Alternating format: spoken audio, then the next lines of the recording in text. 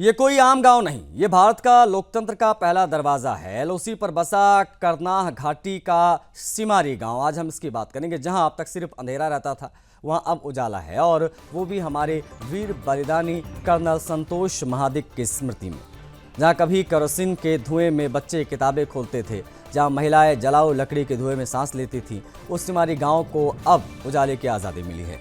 भारतीय सेना के चेनार कोर और पुणे के असीम फाउंडेशन की जोड़ से ऑपरेशन सद्भावना के तहत ये जो काम किया गया है, वो सिर्फ बिजली देना नहीं है, आत्मनिर्भरता का दीप जलाना है। 400 क्लस्टर, 53 घर, हर छत पर पैनल, हर कमरे में रोशनी, हर रसोई में एलपीजी की गर्मी।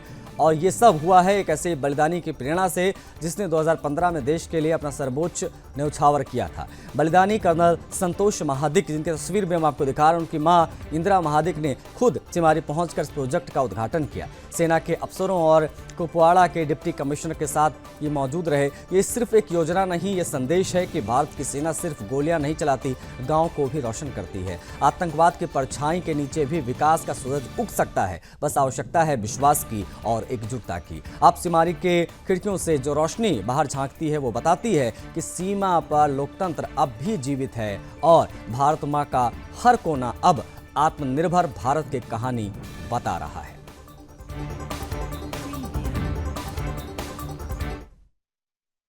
पहले हमें पढ़ने में बहुत दिक्कत हो रही थी, लेकिन जब से आर्मी ने हमें लाइट दी है तो हमें पढ़ने में बहुत आसानी हो गई है। हमारे बच्चे भी लाइट की वजह से पढ़ रहे हैं। यहाँ लाइट कभी कभी सरकारी लाइट होती थी या नहीं, लेकिन आर्मी की वजह से हमें लाइट परमिट आ रही है। हमारा गांव जो है वो इधर पाकिस्तान बॉर्डर के नजदीक है, इसलिए हम आर्मी का तहे दिल से शुक्रिया अदा करते हैं। उन्होंने हमें लाइट दी, हमें पढ़ने में आसानी हो रही है और हमारे बच्चों में।